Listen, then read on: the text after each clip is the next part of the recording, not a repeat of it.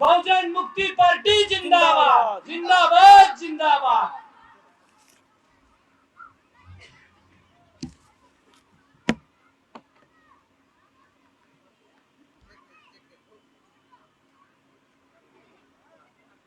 साथियों, चुनाव का माहौल है। सारी पार्टियां अपने अपने तरीके से प्रचार कर रही है। चुनाव आयोग ये कहता है कि हम निष्पक्ष चुनाव करवाना चाहते हैं।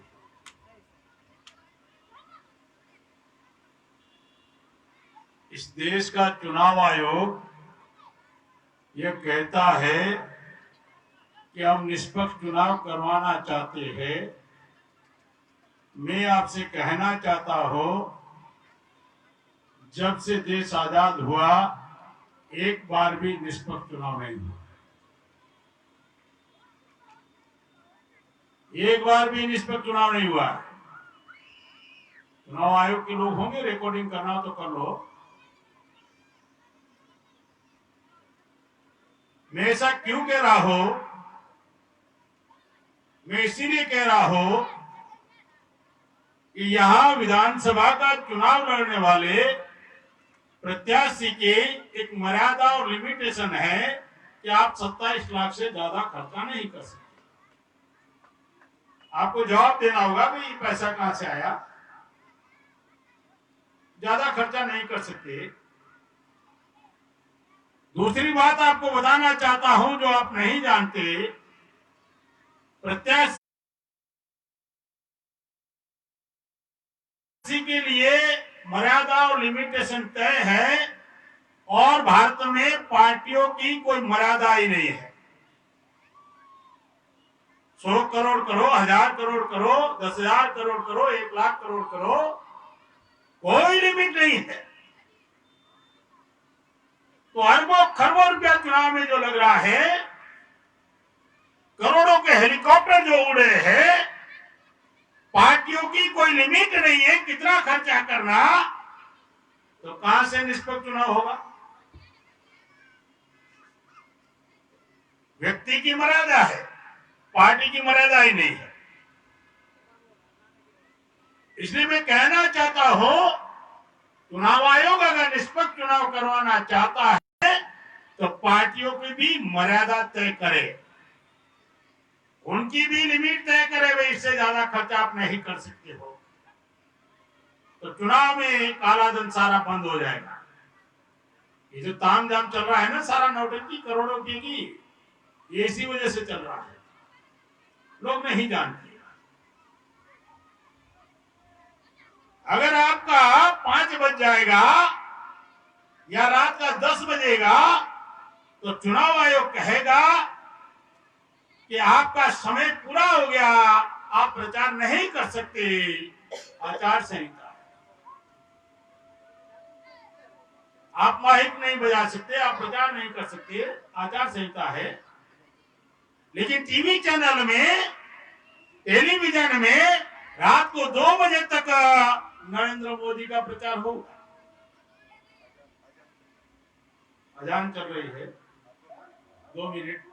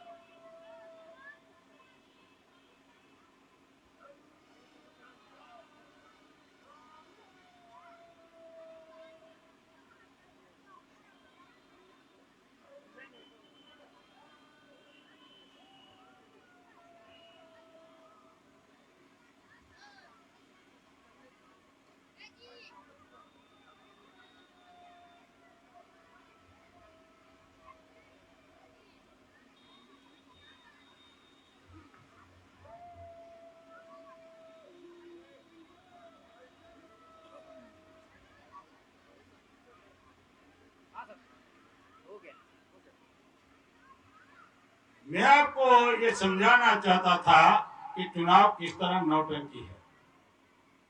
चुनाव का नौटंकी किया जा रहा है लोकतंत्र में, और कोई नेता ये बोलने वाला नहीं है चुनाव आयोग के संदर्भ। डर लगता है आचार संहिता से लोगों को। मैं आपको बता रहा हूं जो फैक्ट है। आपका अगर समय पूरा हो जाएगा, 10 बज जाएगा, 5 बज जाएगा, बोलेगा अभी आपका परमिशन पूरा हो गया, आप प्रचार नहीं कर सकते। लेकिन भारत के टीवी चैनलों पर रात को 2 बजे तक नरेंद्र मोदी का प्रचार चल रहा है, नीतीश कुमार का प्रचार चल रहा है, राहुल गांधी का प्रचार चल रहा है। उनके लिए आचार संहिता नहीं है। तो आप टीवी चैनल की टाइम मर्यादा फिक्स करो ना। आप टीवी चैनल का टाइम फिक्स कर दो, 10 बजे के बाद टीवी चैनल पर ये नहीं बताया जाएगा। आप अगर पर्चा छपाओगे तो आपको पूछा जाएगा कितना छपाया, कहां से छपाया, कितना खर्च हुआ। लेकिन वो बड़ी बड़ी पार्टियां अखबार के पहले पन्ने पर पूरा एडवर्टाइजमेंट देती है, मालूम है। अखबार के पहले पन्ने पर एक पेज का 25 है।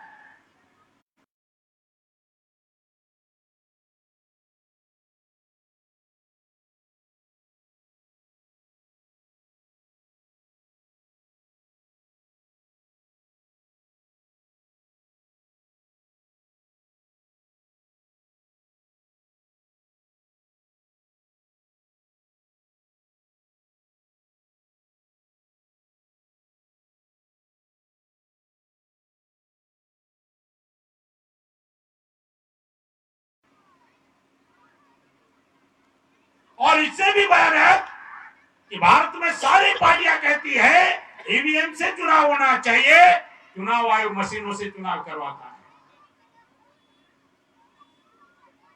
पहले के समय में बैलेट पेपर होता था, आप ठप्पा लगाते थे और बॉक्स कर अंदर डालते थे, मालूम है।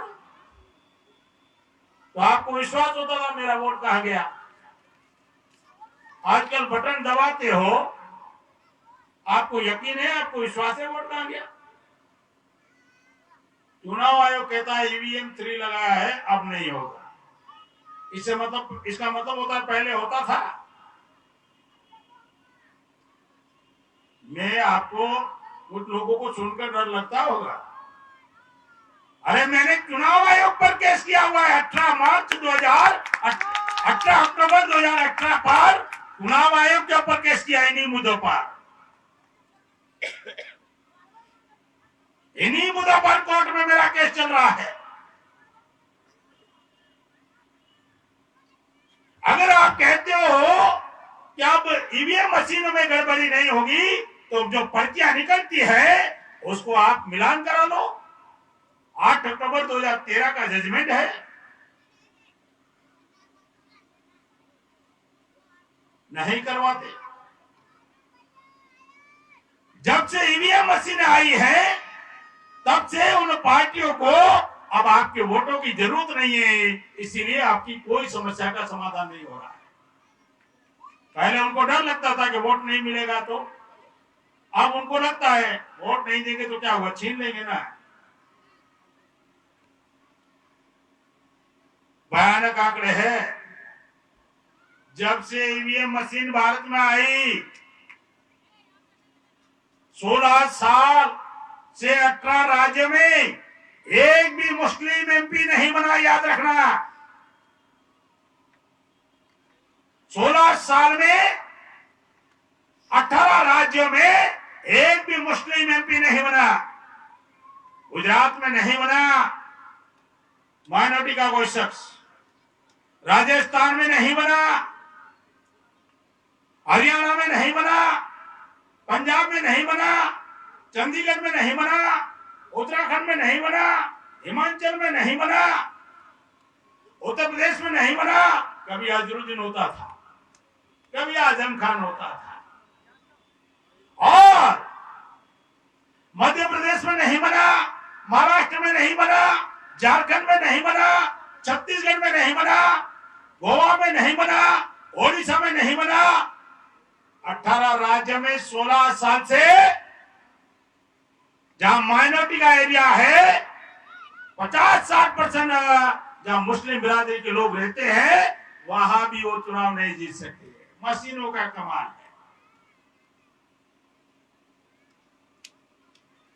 इस मशीनों के विरोध में केस किया है,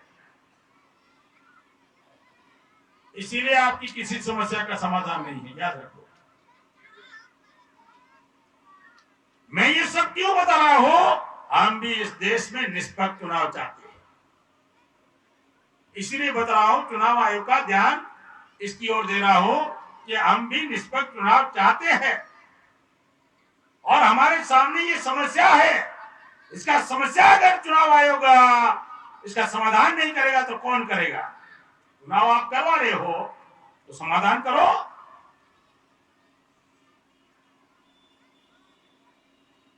पंद्रह अगस्त 1947 को ये कहा जाता है देश आजाद हो गया और अंग्रेज चले गए और भारत आजाद हो गया।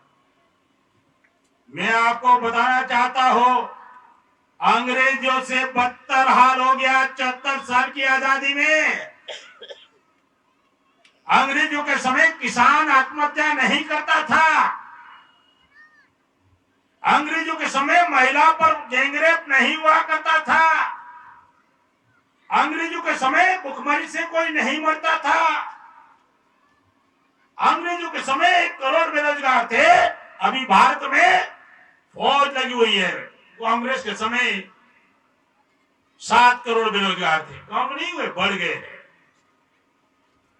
कांग्रेस शासन में 7 करोड़ बेरोजगार थे। 1 करोड़ झुग्गी झोपड़ियों में थे, 12 करोड़ हो गए। अभी तो और बढ़ गया, अभी 29 करोड़ तक पहुंच गया।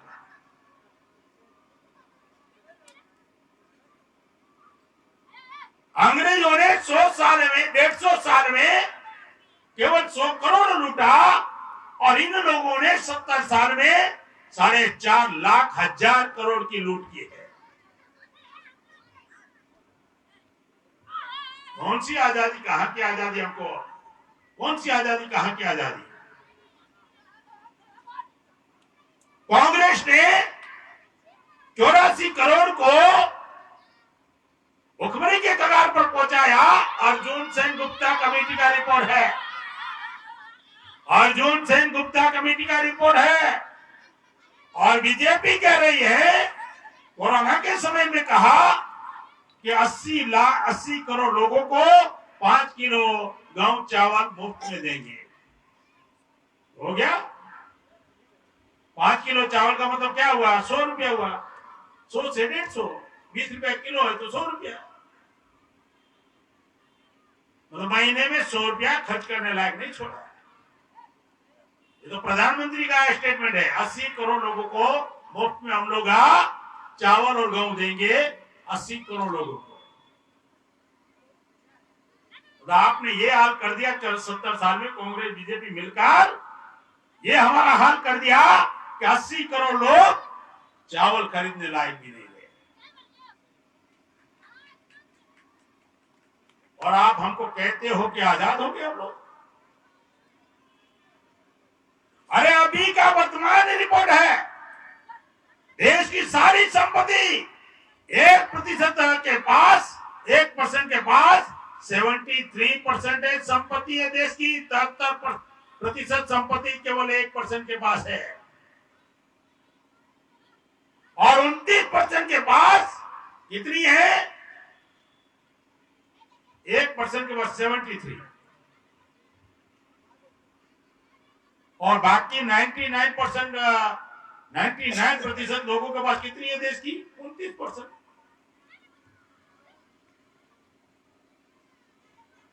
अमीर और अमीर हो गया, गरीब और गरीब हो गया। ये सरकार की नीतियों की वजह से। और पूरा देश इस समय कोरोना से परेशान है कोरोना से। और आरएसएस बीजेपी कहती है हमारे लिए अवसर है। आपदा को अवसर में तब्दील करेंगे। कौन सा अवसर है? इस चुनाव में सारे मुद्दे गायब है, याद रखना। कोरोना से पहले 500 जिलों में जगह जगह एनआरसी एनपीआरसीए का विरोध हो रहा था, जगह जगह साइन बाग थे, कोरोना की वजह से बंद हो गए।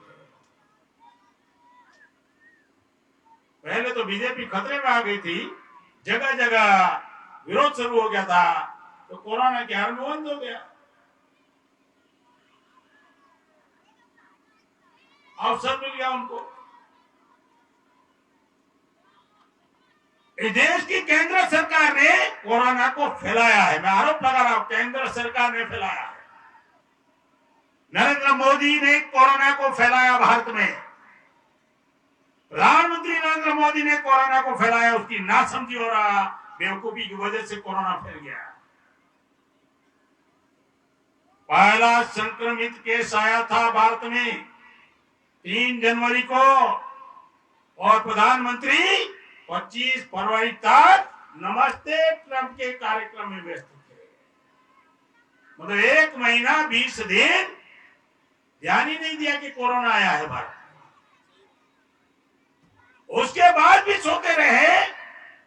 24 मार्च को लॉकडाउन किया, मतलब जनवरी से कोरोना शुरू था और आप मार्च तक बिल्कुल लापरवाह। 80 लाख लोग भारत में आए, 80 लाख लोग भारत में आए, एनआरआई लोग विदेश से आए, 15 लोगों का स्कैनिंग हुआ, जांच हुई, 65 लाख लोगों को जाने दिया। तो कोरोना कोई गांव देहात का आदमी ट्रेन और बस से थोड़ी गया था भारत को विदेश से लाने के लिए। बाहर से लोग लेके आए और पूरे भारत में फैल गया। लॉकडाउन किया। अब मजदूरों का क्या हाल हुआ आपको मालूम है? हजारों किलोमीटर पैदल चल कर आए, भूख और प्यास से। तब गाड़ी की व्यवस्था नहीं की, तब बजट की व्यवस्था नहीं की, महिलाओं ने रास्तों में डिलीवरी की, तब व्यवस्था नहीं की। अब बिहार के लिए पैकेज की व्यवस्था करें आप, क्योंकि चुनाव है। और आप कह रहे हैं कि अगर वैक्सीन बन गया तो बिहार के लोगों को मुफ्त में देगा। अरे जो केंद्र सरकार मुफ्त में मास्क नहीं बांट सकती, वो दवाई बांटेगी कोरोना की। मास्क की कीमत कितना है? 2 रुपया। अगर सरकार चाहे तो 1-2 रुपया हुआ। जो सरकार मास्क मुफ्त में नहीं दे रही है, वो आपको कोरोना की मुफ्त में दवाई देगी। अवसर क्या है याद रखो, ये बताना चाहता हूं।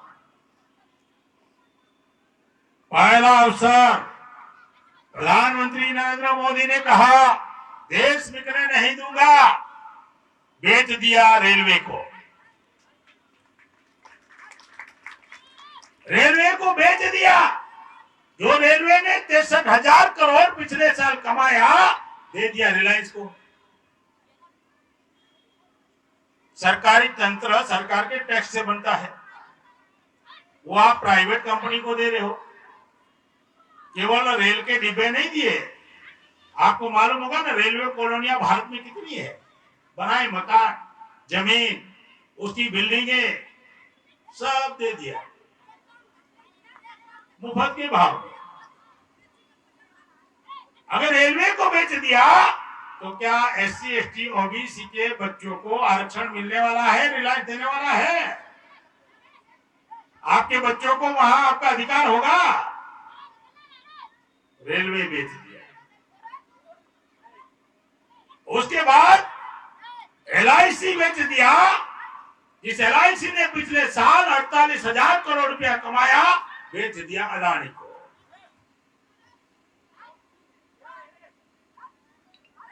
उसके बाद उन्होंने एयरपोर्ट बेच दिया, जहां से विमान उड़ता है वो एयरपोर्ट बेच दिया। 13 एयरपोर्ट लॉकडाउन में बेच दिया। एक एयरपोर्ट का आंकड़े बताऊंगा, आप हैरान हो जाओगे।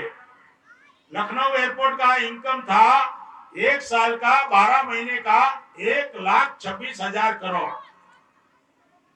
और बेचा कितने में 47,000 करोड़ में। 80,000 करोड़ मुफ्त में दिया अडानी को। 80,000 करोड़ हर साल, कितने साल के लिए? 50 साल के लिए। 50 साल के लिए मुफ्त में दिया। ऐसे 13 एयरपोर्ट को बेच दिया, बैंक बेच दिया। उसके बाद इंडियन ऑयल बेचा, भारत पेट्रोलियम बेचा, ओएनजीसी बेचा, हिंदुस्तान पेट्रोलियम बेचा। उसके बाद कोल 40 कोल माइंस बेचा। 20 जून 2020 को प्रधानमंत्री ने नीलामी की, कोयला खदानें बेच दिया। देश को बेच रहे हैं और विकास की भी बातें कर रहे हैं। अगर कोई बेटा अगर घर के सारे जवाहरात बेच रहा है और बोलेगा नहीं नहीं विकास हो रहा है, इसको विकास कहते हो?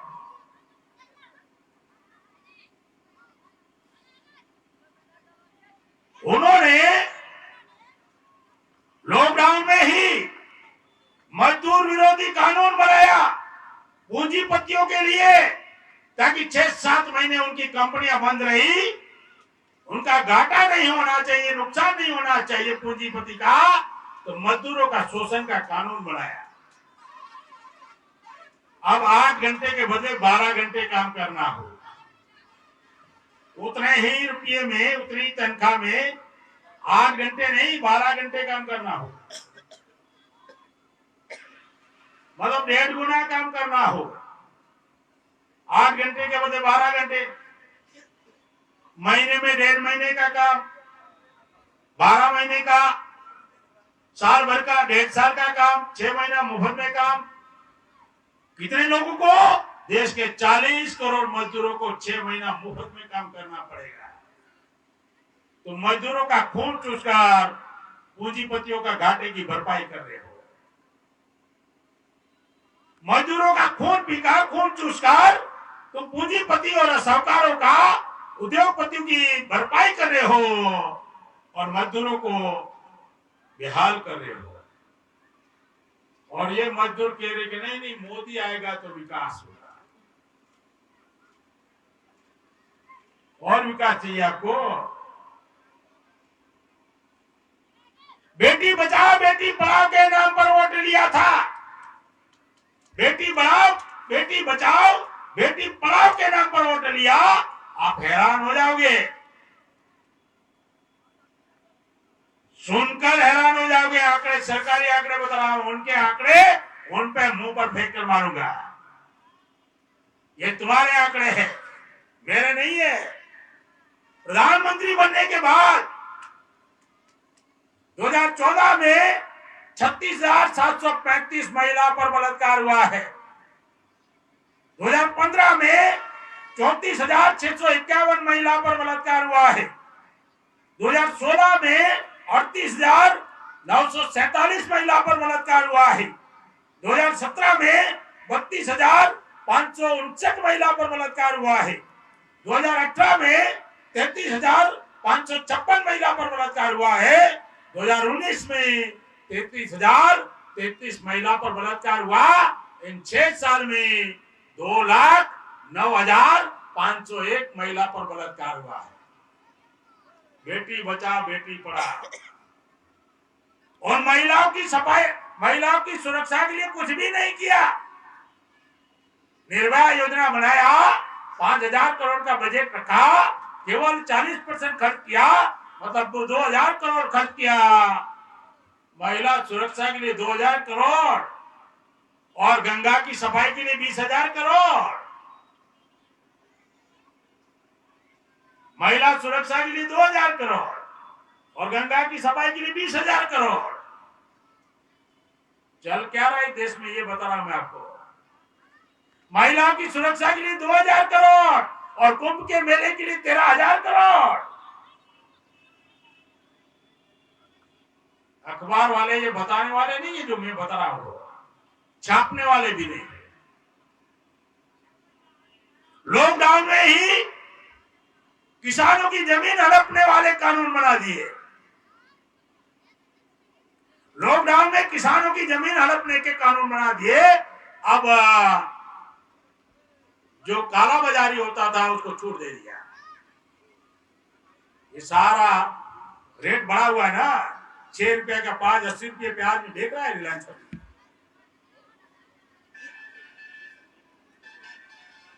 काला धन आएगा, 15 लाख मिलेगा, यही वादा था ना। आपके यहां किसी को मिला क्या 15 लाख? नहीं मिला है।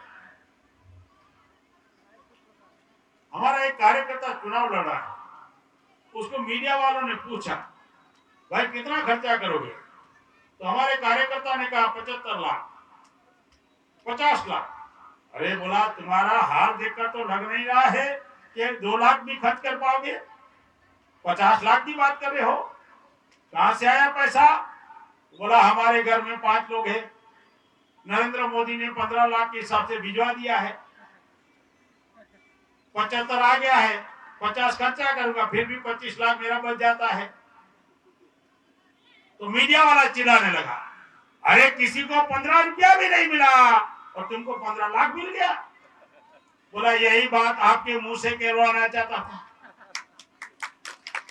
मीडिया के मुंह से कहलवाना चाहता था। हम कहते तो आप कहेंगे नरेंद्र मोदी का विरोध कर रहे हैं। याद रखो कांग्रेस और बीजेपी में कोई फर्क नहीं है।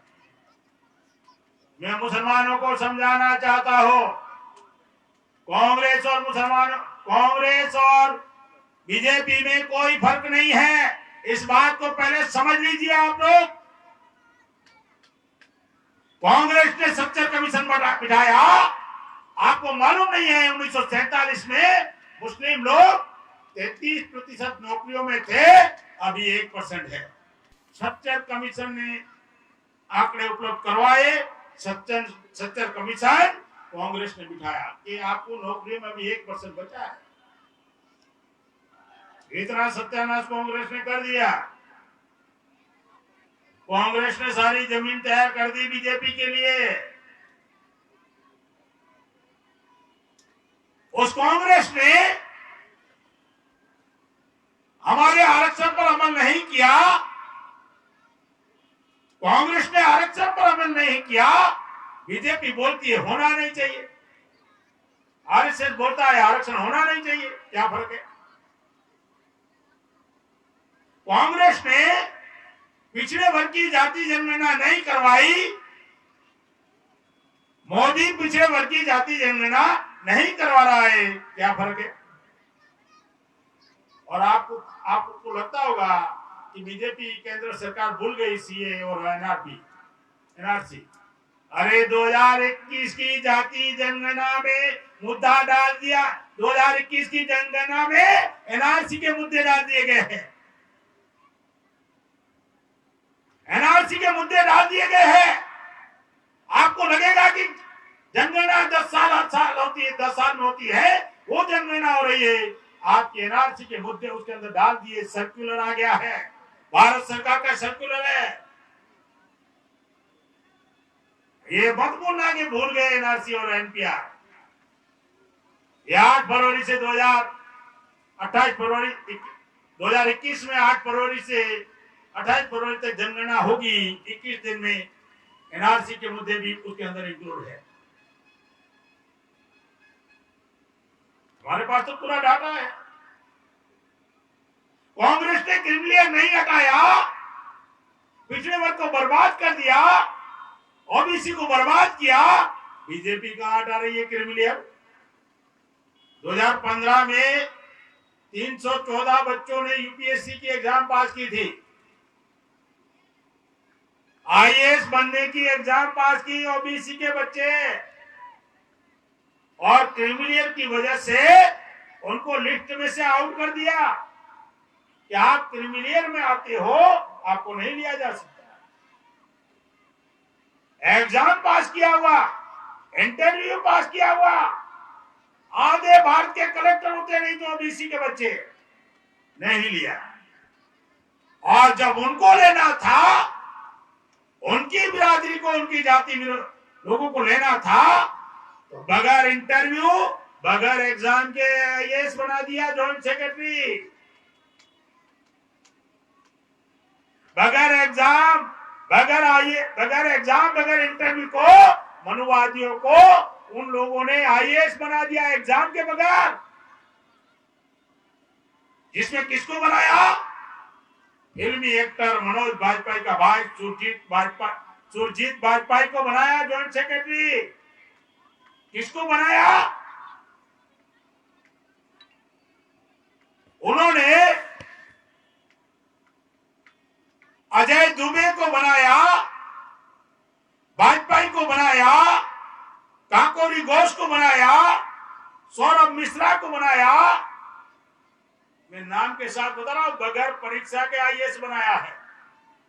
आप सोच सकते हो कि आईएएस कलेक्टर बगैर परीक्षा के आप मर्जी पड़े उसको आप कलेक्टर बना दो। उन्होंने बना दिया अंबर दुबे को, सुरजीत बाजपेयी, काकोरी घोष, सौरभ मिश्रा, राजीव सक्सेना, अरुण गोयल, सुमन सिंह और भूषण कुमार। बगैर एग्जाम बगैर interview direct IAS joint secretary. आपके बच्चों का एग्जाम करके आपका बच्चा ज्यादा तेज पढ़ने में है, नहीं लिया जाएगा, उनकी मर्जी है अभी, और जिसकी मर्जी होगी उसको बना देंगे। ये है भारत का लोकतंत्र अभी। तो नाम के साथ बता रहे हैं हम लोग। कांग्रेस ने हमारा शिक्षा बर्बाद कर दिया, एजुकेशन बर्बाद कर दिया। 8वीं तक बच्चे की परीक्षा नहीं लेने का। तो जो बच्चे को स्कूल में माँ बाप भेजते थे ना, और बच्चा अगर मेरे समय में, मैं गांव देहात में पला हूं, बड़ा हूं, गांव में बड़ा हुआ हूं, कोई बच्चा नापास होता था ना, तो बच्चे का बाप बच्चे की मां को डांटता था कि पूरा दिन घर में हो, कैसे बच्चा नापास हो गया, क्यों पढ़ाई में ध्यान नहीं दिया। और मास्टर से झगड़ा करते थे कि मास्टर जी हमारे बच्चे को अभी तक कुछ लिखना पढ़ना नहीं आ रहा है, कैसी पढ़ाई कराते हो। ये हमारे समय में होता था। अभी बगैर परीक्षा के पास कर रहे हैं खिचड़ी खिलाकर, तो बच्चा भी खुश, मां भी खुश, बाप भी खुश कि मेरा बच्चा होशियार है, कभी फेल नहीं होता। बोर्ड की एग्जाम आ जाएगी, लिखना पढ़ना नहीं आएगा, अपना नाम तक फेल हो जाएगा। और फिर बच्चे के माँ बाप गांव देहात में बोलेंगे, बेटा तेरे नसीब में पढ़ाई नहीं लिखी होगी, चल तू काम पे लग जाए। तेरे नसीब में नहीं लिखा होगा पढ़ना लिखना, तू काम पे लग जा। हम हमारे बच्चों के नसीब और भविष्य को कोसते हैं, और सरकारें नीतियां उनको चौपट करने, बर्बाद करने की बना रही है।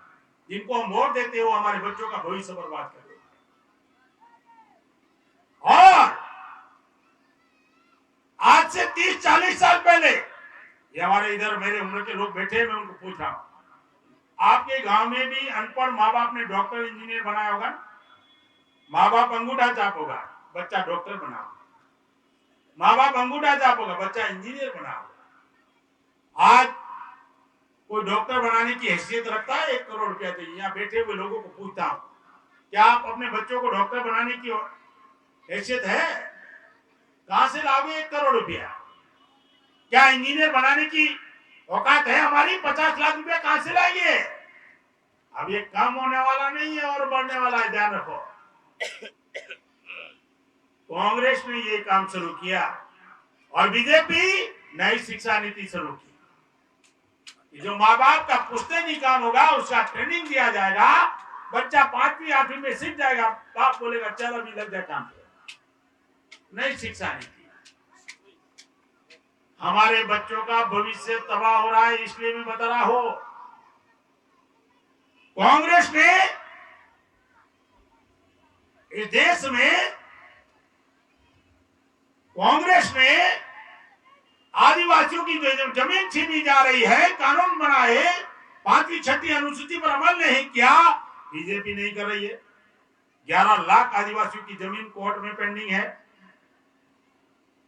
जो सदियों से रह रहे, बोलते अभी ये जमीन तुम्हारी नहीं। कांग्रेस ने संगरो नंदीग्राम में 1 रुपये में टाटा को जमीन दी थी, वहां से भागना पड़ा था। अब नरेंद्र मोदी दे रहा है 1 मीटर 1 रुपये में। आपको देने वाले कोई? हजारों मीटर जमीन, हजारों एकड़ जमीन 1 रुपये के भाव में आपको मिलने वाली है। अरे इंदिरा आवास में 10 साल के बाद भी नहीं ले पा रहे हैं। तो ये जो नीतियां उन्होंने बनाई हमारे बच्चों को बर्बाद करने के लिए, जो कांग्रेस और बीजेपी ने नीतियां बनाई, उस बीजेपी के समर्थन में है नीतीश कुमार।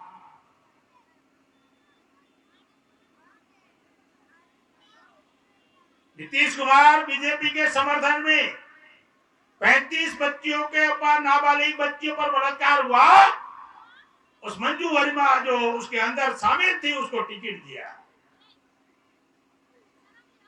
योगी आदित्यनाथ के एरिया में, कानपुर में नाबालिग बच्चियों के ऊपर बलात्कार हुआ, या मुजफ्फरपुर में हुआ। क्या है कांग्रेस, जेडीयू और बीजेपी में क्या फर्क है? नए श्रम कानून का नीतीश कुमार ने स्वागत किया, और उस बीजेपी से लोग परेशान होकर सोच रहे कांग्रेस को वापस लाए, तो कांग्रेस की नीतियों पर तो बीजेपी चल रही है। एफडीआई कांग्रेस ने लगाया, बीजेपी लागू किया। एसीजेड कांग्रेस ने लगाया, बीजेपी लागू किया। मुसलमानों की 6 लाख एकड़ जमीन वक्फ बोर्ड की जमीन भूमि अधिग्रहण के नाम पर जब्त हो गई, कोई बोलने को तैयार नहीं है। डर लग रहा है कि कहीं फंसा देंगे तो। हम केवल बोल नहीं रहे हैं, हम तो स्टैम्प पेपर पर लिख कर दे रहे हैं, स्टैम्प पेपर पर लिख कर दे रहे हैं। ये जो मैं बोल रहा हूं, केवल बोल नहीं रहा हूं, ये लिखा हुआ है स्टैम्प पेपर पर। और हमारी पार्टी की नीतियां है, हमारी पार्टी की नीति है, हमारा जो एजेंडा है। अब कांग्रेस को जिंदा कर रहा है तेजस्वी, वापस बिहार में। लालू यादव को फंसाया तो कांग्रेस की सरकार थी केंद्र में। जेल का सारा कार्यक्रम कांग्रेस ने मना कर दिया, बीजेपी ने अंदर किया। उसी कांग्रेस को जिंदा कर रहे हैं। निजीकरण का विरोध कर नहीं रहा है तेजस्वी, सरकारी संस्थाओं का निजीकरण हो रहा है, उसके ऊपर चुप है। और 10 लाख की नौकरी बोल रहा है, कहां से लाएगा? अगर तेजस्वी यादव कहता है 10 लाख की नौकरी देंगे, 10 लाख लोगों को नौकरी देंगे, तो मेरा कहना है औकात है तो 100 रुपए के स्टैम्प पेपर पर लिख कर दो, लिख कर दो, ताकि बाद में पलटी मार दोगे तो स्टैम्प पेपर पर लिखा होगा तो 420 का केस बन जाएगा कि हमारा वोट लिया इस मुद्दे पर, अभी हमारे साथ धोखा कर रहे। कोई पार्टी आपको स्टैम्प पेपर पर लिख कर देने वाली नहीं है, याद रखना। अभी तक तो किसी ने नहीं दिया, आगे कोई देने वाली भी नहीं है, ताकि इसके ऊपर केस हो सकता है। अगर राजेश दास जी ने आपको लिख कर दिया, कल आपके वादों से मुकर गया, तो आप ये पुलिस चौक में जाकर इसके ऊपर केस कर सकते हो कि इस मुद्दे पर मैंने वोट दिया था, अभी धोखा करना, धोखेबाजी का केस हो सकता है। कौन नेता इस संकट में पड़ना चाहेगा? कोई नहीं पड़ने वाला। हमारा पहला मुद्दा है पार्टी का, भूमि आयोग होना चाहिए। देश में भूमि की मर्यादा तय होनी चाहिए, अतिरिक्त भूमि जब्त होनी चाहिए। ये मेरी बात नहीं है, डॉक्टर बाबा साहब अम्बेडकर की बात है। 14 जुलाई 1947 को कहा भूमि आयोग होना चाहिए। 6 सितंबर 1954 को कहा राज्यसभा में भूमि आयोग होना चाहिए। भूमि की मर्यादा तय होनी चाहिए। अब क्या है मालूम है? सर्वे आया, एक सर्वे, पूरे देश की जमीन अनुसूचित जाति के पास, शेड्यूल कास्ट के पास 0.5% जमीन है, आदिवासी के पास 0.5% जमीन है, पूरे देश में मुस्लिमों के पास 1% जमीन है माइनॉरिटी। मैं ये जातिवाद नहीं बता रहा हूं, मैं तो SC ST OBC संवैधानिक टर्मिनोलॉजी है, संविधान उन शब्दों को मान्यता देता है। अनुसूचित शेड्यूल कास्ट के पास 0.5% जमीन, शेड्यूल ट्राइब के पास 0.5% जमीन, मुसलमानों के पास 1% जमीन, ये 2 हो गया। और पिछड़े वर्ग के पास, OBC के पास 4% जमीन, 52% OBC के पास केवल 4% जमीन। हम 85 के पास केवल 6% जमीन है और 15% मनुवादी के पास देश की 94% जमीन है। और अभी तो दे ही रहे हैं कंपनियों को हजारों एकड़। बहुजन मुक्ति पार्टी सत्ता में आएगी, जमीन की मर्यादा तय करेगी, अतिरिक्त भूमि जब्त हो जाएगी, भूमि विहीन लोगों में बांट दिया जाएगा। तुम कंपनियों के लिए जमीनें छीन रहे हो हमारी, तो जिनके पास नहीं है उनकी व्यवस्था हम करेंगे।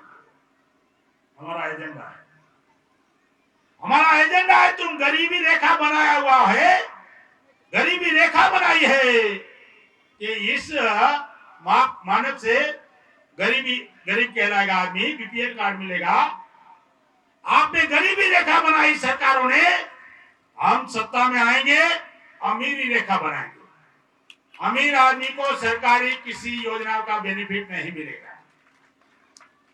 तुम अमीर हो, तुमको सहायता की क्या जरूरत है?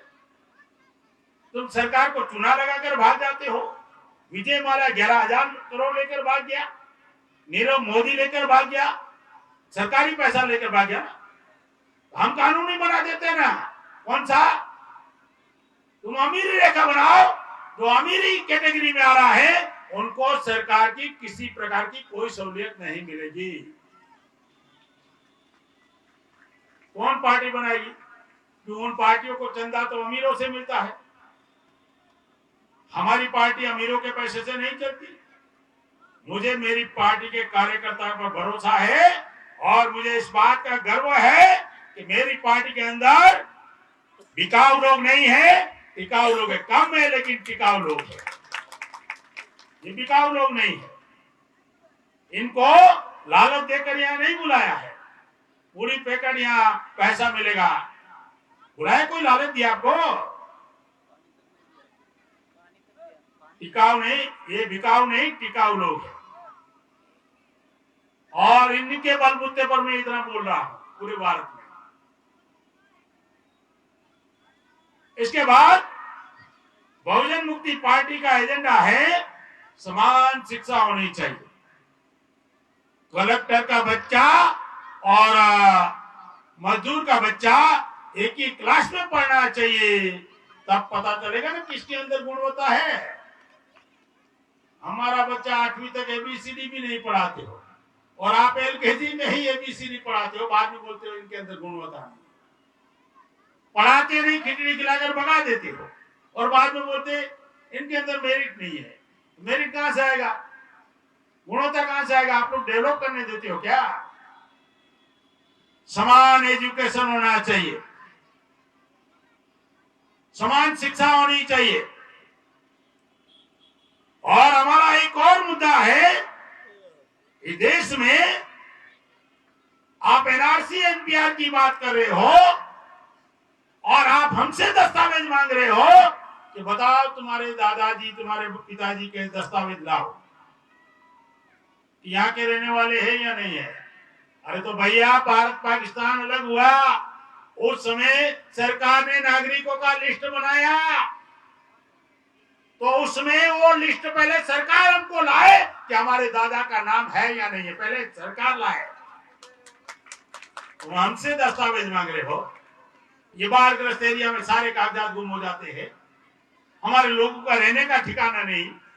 तुम 90 साल का प्रूफ मांग रहे हो हमसे, तो आप सरकारों के पास लिस्ट है, पहले वो लिस्ट लाओ ना। अगर एनआरसी एनपीआर करना चाहते हो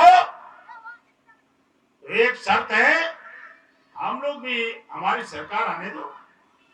अरे जिस दिन हमारी सरकार आई तो आधार कार्ड नहीं, बीपीएल कार्ड नहीं, डीएनए कार्ड लागू करेंगे। डीएनए कार्ड, डीएनए के आधार पर एनआरसी होगी। अमेरिका ने भी माना, विज्ञान भी मान रही है डीएनए के आधार पर, क्योंकि डीएनए प्रत्येक आदमी के शरीर में है, गुम हो नहीं सकता, और डीएनए में मिलावट नहीं हो सकती।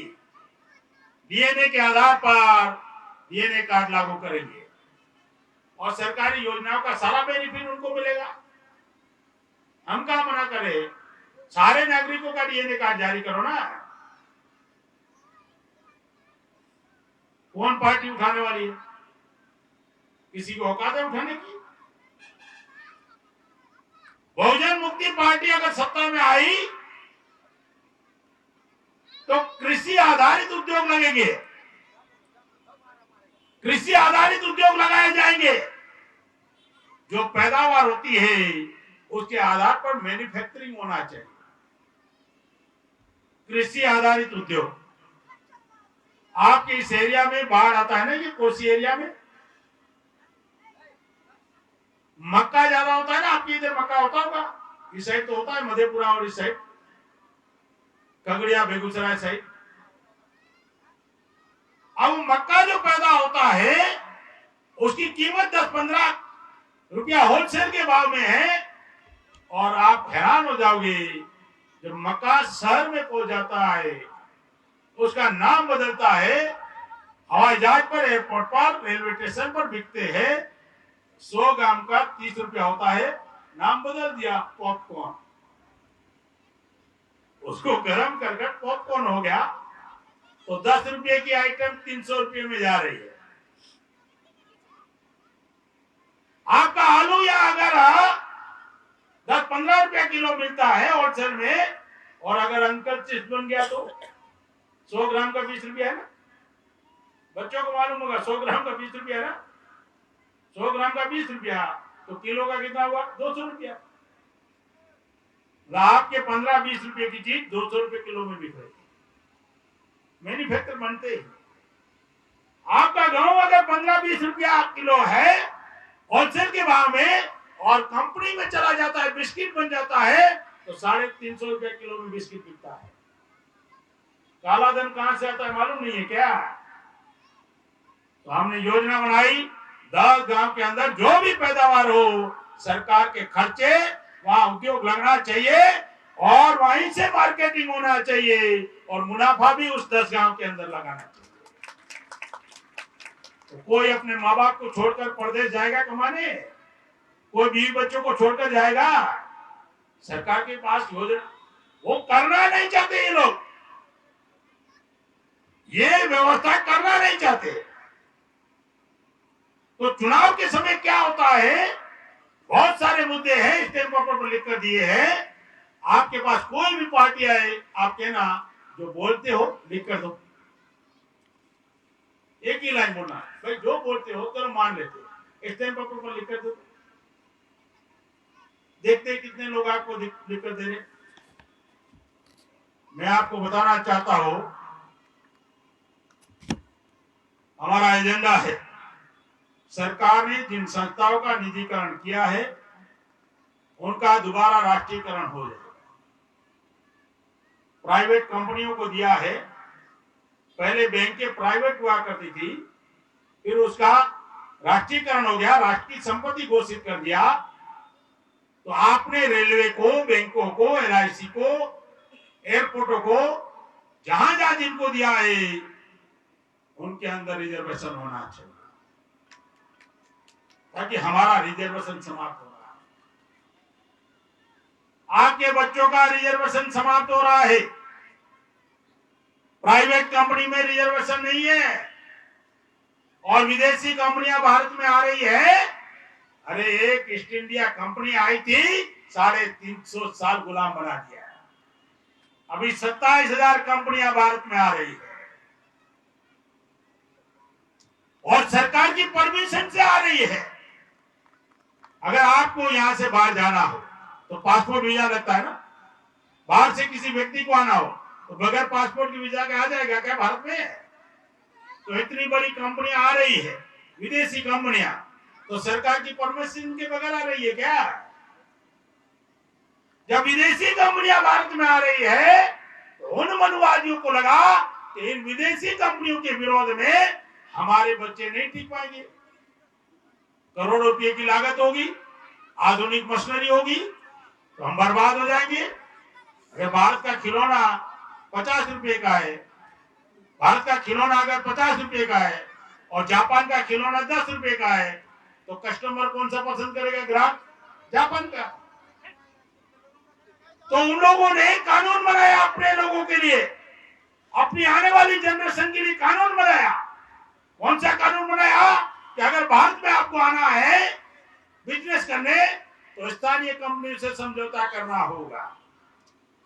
तो क्या हुआ स्थानीय समझौता? आपने सुना होगा, जैसे एटलास साइकिल थी, ऐसे हीरो साइकिल की कंपनी थी ना, पंजाब के लुधियाना की हीरो साइकिल और जापान की होंडा कंपनी, दोनों का समझौता हुआ तो होंडा कंपनी बन गई, हीरो होंडा बन गई। ये हीरो साइकिल, वो होंडा कंपनी, हीरो कंपनी और होंडा कंपनी, हीरो होंडा चलाते हो ना आप लोग। साइकिल कंपनी का मालिक मोटरसाइकिल कंपनी का मालिक बन गया। यहाँ की बजाज कंपनी, वहां की सुजुकी, बजाज सुजुकी बन गई। यहाँ की टाटा कंपनी, वहां की सुमो कंपनी, टाटा सुमो बन गई। आ रहा है समझ में कुछ? उन लोगों ने अपने लिए प्रावधान किया, हमारे बच्चों के लिए नहीं कर रहे, खत्म कर रहे हैं प्राइवेट कंपनियों को देखा। तो जिस दिन बीएनपी सत्ता में आई, सारी की सारी संपत्ति राष्ट्रीयकरण हो जाएगा, राष्ट्र हित में वापिस जब्त हो जाएगा। तुम अभी तुम्हारा राज है, आगे चलकर जब भी हमारा राज आया तो बर्दाश्त करेंगे नहीं, वापस जब्त होगा। ये जनता के पैसे और पसीनों से बना हुआ सरकारी संस्था थी, किसी बपोती नहीं थी, ऐसे ही पानी के भाव में दे दिया। ऐसे बहुत सारे मुद्दे हैं, बहुत सारे मुद्दे हैं। हमारा एक मुद्दा है, हर जिले में foreign education institute training centre होना चाहिए, कोचिंग क्लास। अगर आपका बच्चा आपके जिले में, चाहे SC OBC माइनॉरिटी का बच्चा ऑस्ट्रेलिया पढ़ना चाहता है, कनाडा पढ़ना चाहता है, अमेरिका पढ़ना चाहता है, चाइना पढ़ना चाहता है, 3 साल इधर इसका कोचिंग क्लास होना चाहिए, उधर की लैंग्वेज में इधर होना चाहिए। सरकार खर्चा उठाना चाहिए।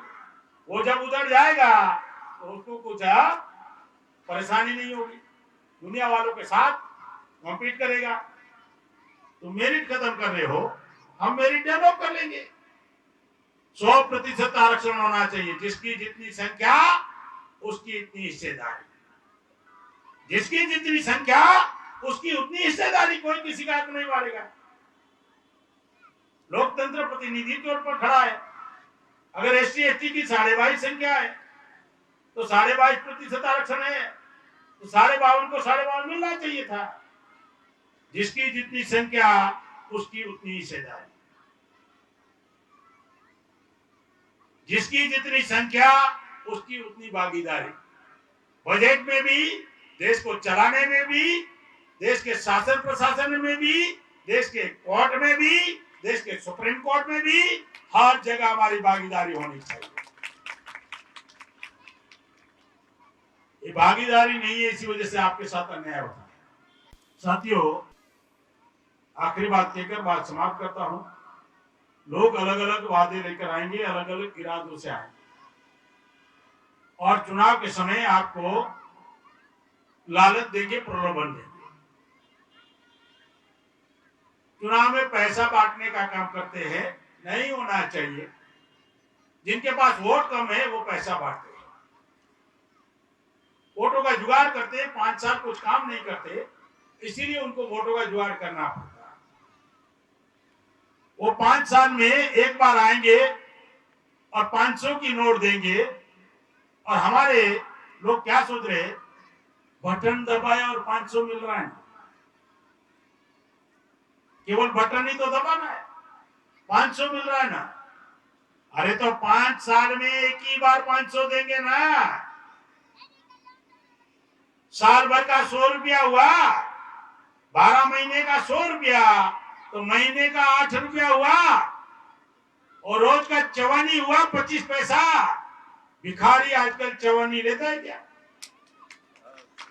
हमारे लोग चवानी में वोट देकर आ जाते हैं। उसको समझ में नहीं आ रहा है कि चवानी में वोट दे रहा है, क्योंकि 5 साल तक 500 रुपये चलने वाला तो है नहीं।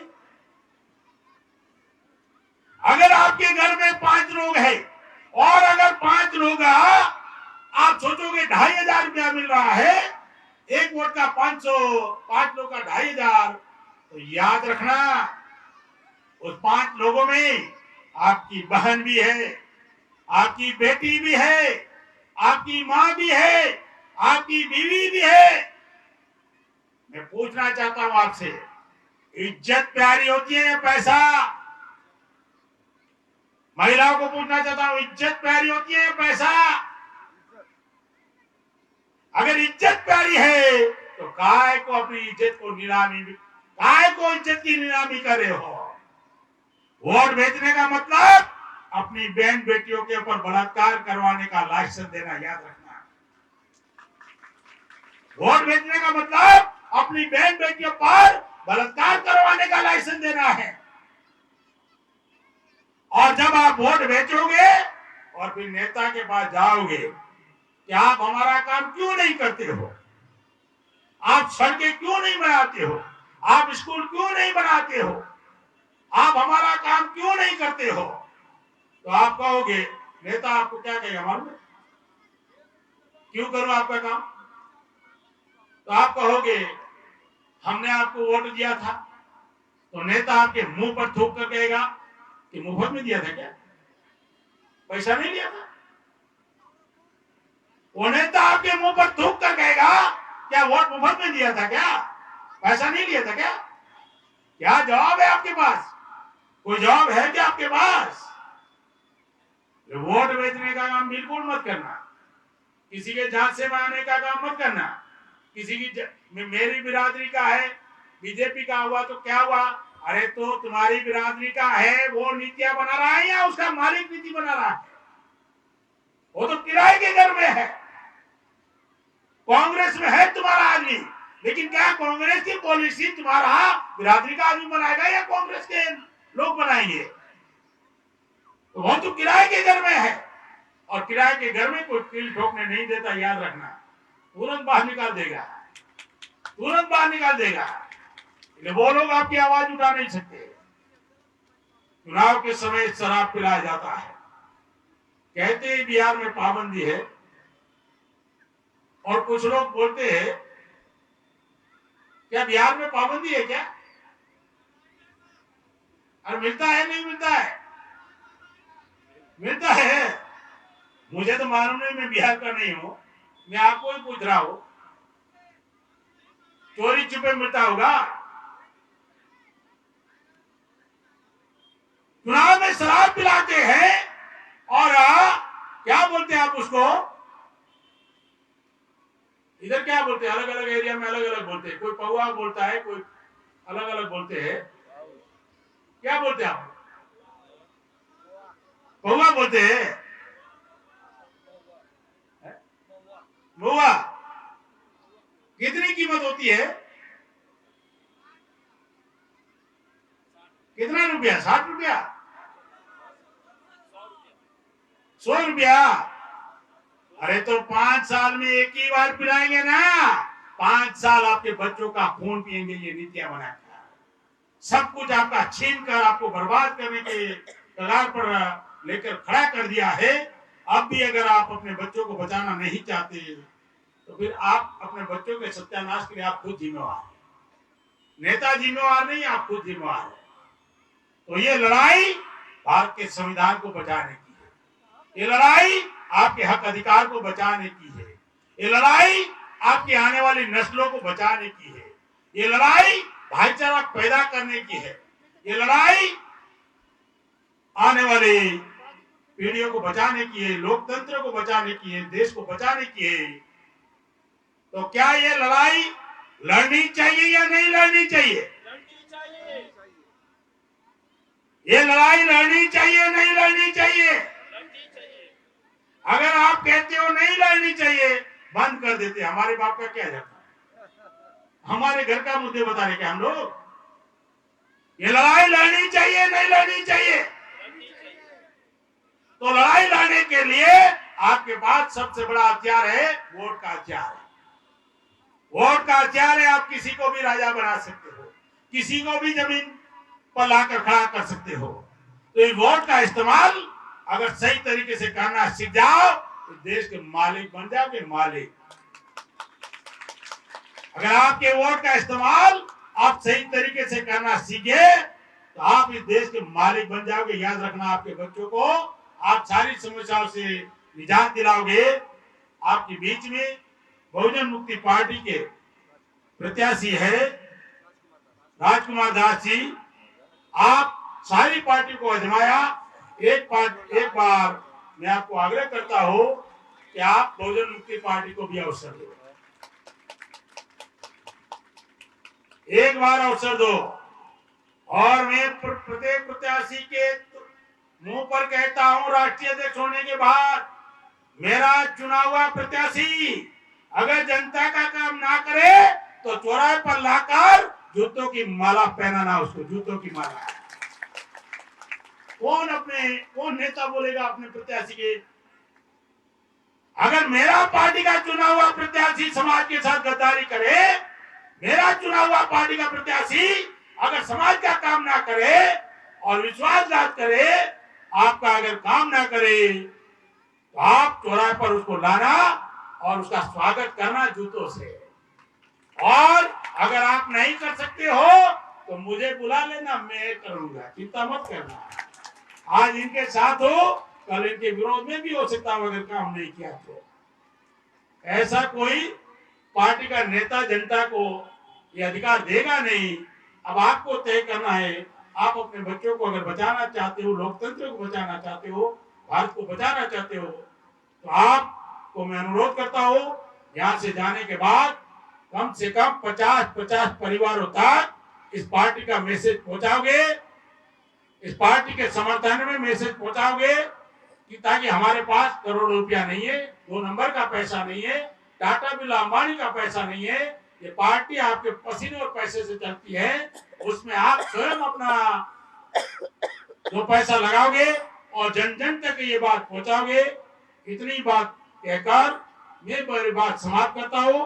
आपने मेरी बात ध्यान से सुना, मैं आपका आभारी हूं। धन्यवाद। जय मुलासी।